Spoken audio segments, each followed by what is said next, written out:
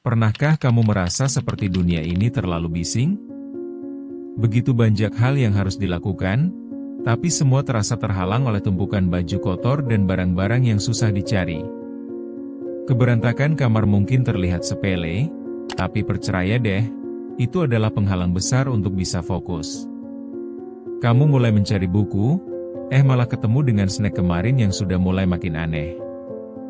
Situasi ini bisa bikin frustrasi, dan jika dibiarkan, ruangan yang tidak terurus bisa jadi semacam penjara buat pikiran kamu. Jangan khawatir, kita akan bedah kenapa kamar yang berantakan ini bisa bikin fokus lari entah kemana. Dari hal-hal kecil yang diabaikan, hingga keputusan besar yang terpengaruh oleh kekacauan di sekitar kita. Yuk, kita mulai dengan bab pertama yang membahas bagaimana keadaan fisik ruang kita bisa mengguncang mental kita. Chapter 1, apa sih yang bikin kamar jadi berantakan? Ruang yang berantakan bukan cuma sekadar masalah kebersihan, tapi lebih dalam dari itu. Biasanya, ini berawal dari satu barang yang kita tinggalkan di tempat yang salah. Dalam satu waktu, sandal di depan pintu yang kita telur di tempat asalnya bisa penuh dengan baju kotor yang mau dicuci, mulai menumpuk. Kamu mungkin berpikir, masih bisa dilalui. Nah, inilah titik awal saat kamu mulai membiasakan diri dengan kekacauan. Hal sepele ini menggiring kamu ke pilihan untuk tidak mengambil tindakan, berujung pada sebuah ruangan yang mungkin lebih cocok untuk syuting film horor. Keberantakan ini bisa mengganggu konsentrasi kita. Mau belajar?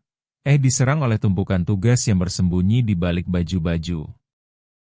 Nah, hal ini nggak hanya merusak penampilan, tapi juga mengalihkan fokus kita. Dengan berantak di sekitar, pikiran pun menjadi nggak jelas. Alih-alih mencatat ide cemerlang, kita justru terserap dalam kekacauan yang bikin semangat banget untuk menyerah. Chapter 2, dampak kamar berantakan terhadap mental. Kalau kamar kita seperti medan perang, bisa dibayangkan bagaimana mental kita akan terpengaruh, kan? Ruang berantakan seringkali menyiratkan pikiran yang juga berantakan. Ada penelitian yang menunjukkan, lingkungan yang tidak teratur dapat memicu stres yang lebih tinggi. Coba bayangkan, kamu sedang belajar untuk ujian, terlihat sofa mendekati debu tebal dan rempah-rempah keinginan untuk bersih-bersih. Kebiasaan buruk ini justru menciptakan siklus di mana setiap kali kamu melihat kekacauan, kamu merasa putus asa dan akhirnya memilih untuk tidak melakukan apa-apa. Kebersihan bukan hanya tentang fisik, tapi juga terkait dengan bagaimana kita merawat pikiran dan emosi. Jika kamu merasa terperangkap dalam kekacauan, pikirkan serius. Mindset bisa terpengaruh sangat jauh. Apakah kamu akan terus terjebak di lautan barang-barang tak tersentuh, dan membiarkan kacau menggerogoti semangat kamu? Chapter 3, prioritas dan pengambilan keputusan. Kadang kita sadar atau tidak, keberantakan bisa memengaruhi keputusan yang kita ambil. Saat hidup dikelilingi oleh barang-barang yang berantakan, sulit untuk memprioritaskan. Kamu jadi lebih mungkin menunda-nunda pekerjaan lain, dari mulai menyelesaikan tugas kuliah sampai merencanakan hari libur. Jadi, apa yang sebenarnya kita inginkan? Apakah kita mau menguras waktu demi merapikan atau tetap dengan tumpukan tersebut?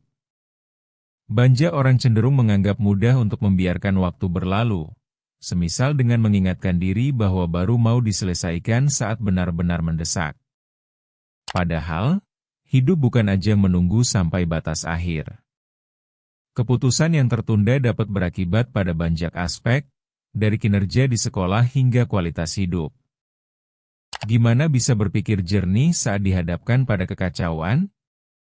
Jadi penting banget untuk bikin checklist kecil-kecilan. 1 kali rapihkan, bisa bikin terhindar dari putusan yang keliru. Chapter 4, menciptakan ruang yang mendukung. Kamu memiliki kekuasaan untuk mengubah ruang kamu jadi tempat yang mendukung alur kerja dan kreativitas.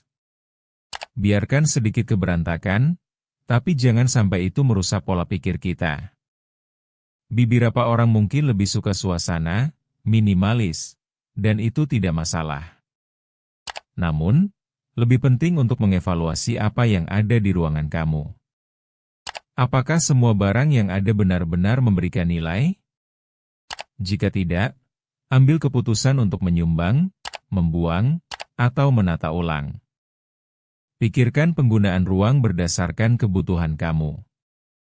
Misalnya, tempatkan barang-barang HRI-an di tempat yang paling mudah dijangkau. Ini dapat mempermudah saat ingin mengambil. Ketika kamu telah menciptakan lingkungan yang sesuai, peran itu bisa mendorong kamu untuk lebih produktif dan terbebas dari gangguan berlebihan. Kamar bukan hanya sekadar ruang fisik, tapi juga bisa menjadi simbol cara kamu menghargai diri. Chapter 5, Langkah Praktis Mengatasi Keberantakan.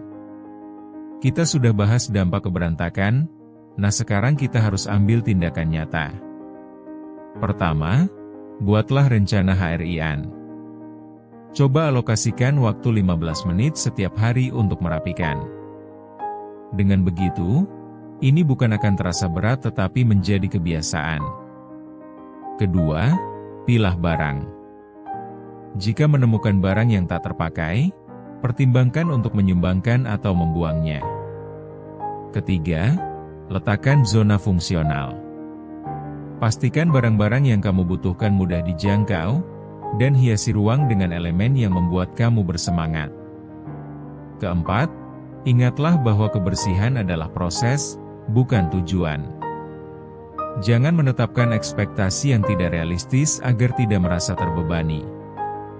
Ini adalah langkah-langkah kecil yang bisa mengubah kamar kamu jadi tempat yang lebih tenang dan nyaman. Dengan langkah-langkah ini, pada akhirnya, kamu bisa membangkitkan fokus, menciptakan lingkungan yang mendukung produktivitas, dan menjadikan keberantakan hanya kenangan di masa lalu. Jangan lupakan untuk subscribe channel Memoria agar tidak ketinggalan pembahasan menarik selanjutnya. Karena setiap hal punya asal.